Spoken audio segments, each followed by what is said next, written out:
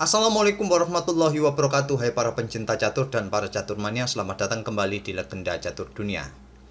Alireza Firoza memimpin sendirian klasemen dengan perolehan 3 poin di turnamen Grand Swiss kategori Open kawan, setelah kemenangan 3 kali berturut-turut sampai babak ketiga tadi malam. Sekali lagi, bagi kawan-kawan yang belum tahu mengenai format turnamen ini menggunakan sistem Swiss 11 babak yang diikuti oleh 108 peserta di kategori Open. Tidak semua pemain akan saling berhadapan kawan, mereka hanya bermain 11 kali di turnamen ini nantinya. Dan sore ini kita tidak akan mengulas atau tidak melihat game Alireza kawan, tapi yang akan kita ulas ini adalah permainan dari pecatur muda India yaitu Nihal Sarin saat bertemu dengan Grandmaster asal Australia Temur Kuibokarov. Tapi sebelum kita lihat permainan mereka, coba kita intip dulu profil kedua pemain. Nihal Sarin ini kawan, digadang-gadang sebagai penggantinya atau calon Viswanathan Anand. Dia mendapatkan gelar Grandmaster saat masih berusia 14 tahun dan saat ini usianya sudah menginjak 17 tahun kawan. Saat ini dia menempati ranking ke-92 dunia dengan elo standarnya 2652, elo rapidnya 2462 dan elo blitznya 2689. Dan lawannya Nihal Sarin ini adalah seorang Grandmaster asal Australia, Temur Kuibokarov, saat ini menempati ranking 437, mempunyai elo standar 2549, elo rapid 2134 dan elo blitz 2330. Usianya 21 tahun. Dan sekarang kita ke atas papan kawan. Di sini Nihal Sarin pegang hitam, Temur Kuibokarov pegang putih, bermain dengan pion E4, Nihal Sarin membalas pion E5, kuda F3, kuda C6, dan gajah B5. Lagi-lagi kita temui permainan Ruy Lopez. Pion A6, Morphy defense, gajah mundur ke A4. Pada posisi ini kawan, banyak sekali pilihan bagi hitam untuk melanjutkan langkahnya atau memilih variasi pertahanan. Bisa melanjutkan kuda F6, pion D6, pion B5, gajah C5, atau bermain dengan pion G6, atau bahkan melangkahkan kuda ke peta E7 juga bisa dimainkan oleh hitam. Nihal Sarin memilih langkah gajah ke peta C5. Dan pada posisi ini bagi putih, pion C3 merupakan pilihan utama, rokade, ataupun memilih pengembangan kuda C3, pion D3 juga bisa dimainkan. Di sini Temur Kuibokarov memilih langkah pion C3, kuda G ke E7, dan di sini putih langsung memainkan serangan di petak pusat. Pion E pukul pion D4, dipukul balik oleh pion C. Selanjutnya gajah B4 skak, ditutup oleh gajah. Nihal Sarin memutuskan untuk bertukar gajahnya. Dipukul balik oleh menteri putih, Nihal Sarin melanjutkan serangan di petak pusat dengan pion D5. Pion E pukul pion D5 oleh Temur Kuibokarov. Jika kawan putih menolaknya dengan mendorong pionnya maju ke petak E5, hitam akan memainkan gajahnya ke G4 menyerang kuda. Dan kuda ini tidak mempunyai peta yang cukup aman kawan.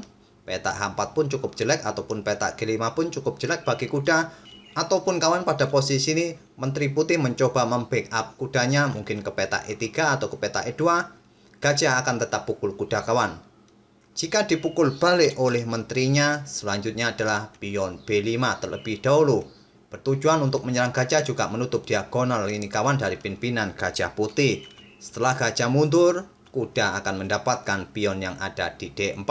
Tentu akan merugikan bagi putih. Jadi pada posisi ini, Temur Kuibokarov langsung menerima tantangan Nihal Sarin, dipukul balik menggunakan menteri. Dan Temur Kuibokarov langsung melakukan rokade pendek di langkah ke-11-nya. Selanjutnya Nihal Sarin melanjutkan pengembangan gajah E6, dilanjut kuda C3 menyerang menteri. Menteri hitam bergeser ke H5. Dan putih melanjutkan langkah kuda E5, memberikan pressure bagi kuda di C6 ini. Di sini Nihal Sarin langsung melakukan rokade pendek. Sampai langkah ke-13 ini kawan, ada satu game yang sudah pernah memainkan game seperti ini. Langkah-langkahnya atau urutan langkahnya pun sama persis. Dimana game itu melanjutkan langkah gajah pukul kuda C6. Dan permainan itu berakhir remis. Tapi di sini putih melanjutkan dengan langkah gajah mundur ke D1. Dan di langkah ke-14 ini kita temui permainan baru atau langkah baru yang belum pernah dimainkan sebelumnya di langkah ke-14 ini. Posisi gajah menyerang menteri kawan. Di sini ada beberapa peta yang aman bagi menteri hitam. Mundur ke peta H6 atau ke H4 ataupun bergeser ke peta F5. Tapi di sini Nihal Sarin menggeser menterinya ke H4, dibalas dengan langkah kuda F3 menyerang menteri kembali, dan peta F6, peta H6 ataupun mundur kembali ke peta H5 juga bisa jadi pilihan bagi menteri hitam ini. Nihal Sarin memutuskan menggeser menterinya ke H6 untuk menantang pertukaran menteri.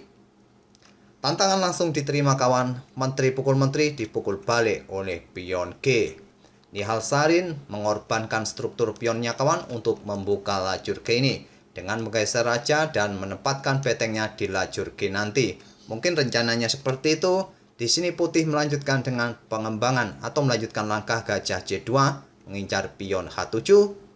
Beteng A digeser ke D8 oleh Sarin, selanjutnya gajah ke E4 untuk memberikan kontrol pada peta D5-nya. Mungkin di langkah berikutnya bersiap menggeser beteng A ke lajur pusat kawan, kemudian mendorong pionnya. Tapi dengan melangkahkan gajah ke peta E4 ini kawan, juga putih sedang melakukan trik kecil pada hitam, yaitu melepaskan atau merelakan pion D4-nya ini yang bisa saja dipukul oleh kuda hitam. Tapi jika hitam menerima pion ini kawan, kuda pukul pion D4, maka selanjutnya adalah setelah kuda pukul kuda ataupun gajah langsung pukul pion B7 bisa dilakukan oleh putih kawan. Coba kita lihat langkah kuda pukul kuda terlebih dahulu. Setelah dipukul balik, gajah putih akan mendapatkan pion di B7 dan posisi pion putih ini pun terpisah kawan menjadi dua bagian, dan tentu ini akan merugikan bagi hitam. Oleh karena itulah Nihal Sarin tidak memutuskan untuk pukul pion ini. Dia mengangkat betengnya naik ke D6. Bersiap untuk mendouble betengnya untuk mempersiapkan serangan putih nanti menggeser beteng D1 dan kemudian diikuti dengan pion D5. Putih melanjutkan langkah kuda ke A4. Langkah terbaik adalah menggeser beteng-betengnya ke lajur pusat kawan, bisa beteng F ke E1 ataupun beteng A ke peta C1 atau bahkan juga ke peta atau ke lajur D bisa dimainkan oleh putih. Tapi putih mempunyai rencana lain dengan memainkan kuda ke A4 ingin bermanuver kawan ke peta C6. Diantisipasi oleh Sarin memainkan pion B6. Sekarang beteng F bergeser ke C1. Beteng F bergeser ke D8. Sekarang pion H3 mengontrol peta G4 agar gajah tidak menyerang kudanya kawan. Dan dibalas oleh Sarin memainkan raja ke G7. Maksud dari langkah raja ke G7 ini mungkin hanya sebuah langkah menunggu kawan, ataupun menghindari peta terang yang bisa saja nanti sewaktu-waktu bisa dimanfaatkan oleh putih, memanfaatkan tempo skak. Apabila raja ini bergerak ke peta gelap di peta H8, dia akan kehilangan tempo jika ingin maju ke peta pusat nantinya kawan dalam permainan endgame. Oleh karena itu raja hitam ini bergerak ke peta G7 ini agar nanti bila ingin menuju pusat, dia akan lebih cepat satu tempo. Putih melanjutkan dengan langkah pion B3 untuk memperkuat posisi struktur pionnya dari ancaman gajah terang hitam ini. Dibalas oleh Sarin dengan mengangkat betengnya ke D7. Gajah putih D3 menyerang pion A6. Pion didorong maju. Selanjutnya adalah beteng putih naik ke C3. Ini merupakan langkah blunder pertama yang dimainkan oleh putih. Sebetulnya kedua pemain tadi juga melakukan langkah-langkah yang kurang akurat kawan menurut Stockfish, tapi kesalahannya cukup minor jadi admin tidak menyebutkan satu persatu. Tapi langkah beteng naik ke C3 ini cukup signifikan kesalahan yang dibuat oleh putih ini kawan. Dan ini dimanfaatkan oleh Sarin dengan memukul pion D4. Dilanjut dengan langkah kuda ke E5 mengancam beteng. Dibalas Sarin dengan langkah kuda ke D5 sama-sama memberikan ancaman bagi beteng masing-masing. Beteng putih turun kembali ke C1. Sebetulnya langkah pertukaran beteng kawan, kuda putih pukul beteng hitam, nanti kuda hitam pukul beteng, sedikit lebih baik daripada langkah beteng turun ke peta C1. Tapi putih atau Temur Kuibokarov memilih langkah beteng turun ke C1. Dan Nihal Sarin pun juga menggeser betengnya ke E7 menghindari serangan kuda putih.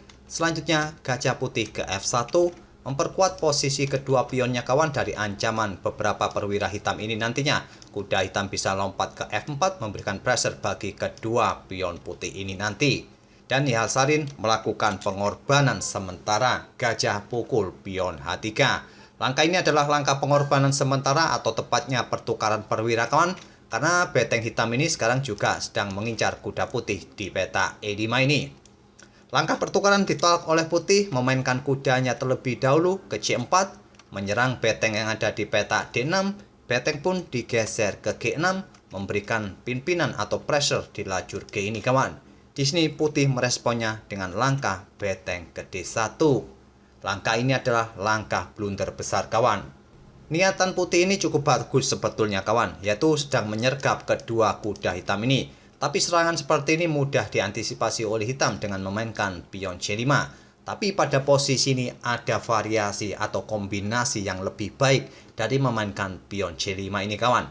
Karena pada posisi ini kawan, putih dalam ancaman yang cukup serius. Karena pada posisi ini hitam bisa mendapatkan skakmat dengan 6 langkah lagi. Silakan pause video ini untuk beberapa detik dan coba pikirkan kawan dan temukan kombinasi 6 langkah skakmat yang bisa didapat oleh hitam di posisi seperti ini. Apakah sudah ketemu kombinasi kunci skakmat 6 langkah dari hitam di langkah berikutnya? Langkah pertama dari Nihal Sarin adalah kuda ke F3 skak. Pion ini tidak bisa pukul kuda hitam kawan karena posisinya sudah kena pin, jadi raja harus bergeser ke peta H1. Selanjutnya adalah pengorbanan gajah pukul pion G2 skak, dipukul balik oleh gajah putih. Selanjutnya adalah beteng hitam naik ke E4. Di langkah berikutnya sudah tidak ada cara lagi membendung beteng hitam ini kawan. Walau nanti ditutup oleh gajah di H3, disikat juga oleh beteng hitam skakmat. Walaupun di posisi ini kawan, putih sudah tahu 3 langkah lagi dia akan kena skakmat, tapi Temur Kuibokarov tidak mau menyerah. Dia sikat kuda, tapi 1 langkah berikutnya skakmat. Putih kena skakmat dengan pola skakmat lone mower mid, yaitu pola skakmat yang menggunakan 2 beteng atau 1 beteng plus menteri untuk menjepit posisi raja di sisi papan. Itulah kawan permainan Nihal Sarin yang mendapatkan kemenangan dengan skakmat di langkah ke-32. Sangat jarang terjadi kawan di era sekarang permainan berakhir skakmat, apalagi dalam permainan klasikal. Entah kenapa putih memilih langkah skakmat ini daripada menyerah di langkah-langkah sebelumnya. Semoga permainan dari pemuda India ini bisa menghibur kalian di sore ini kawan. Kita akan bertemu di video-video berikutnya. Terima kasih. Wassalamualaikum warahmatullahi wabarakatuh.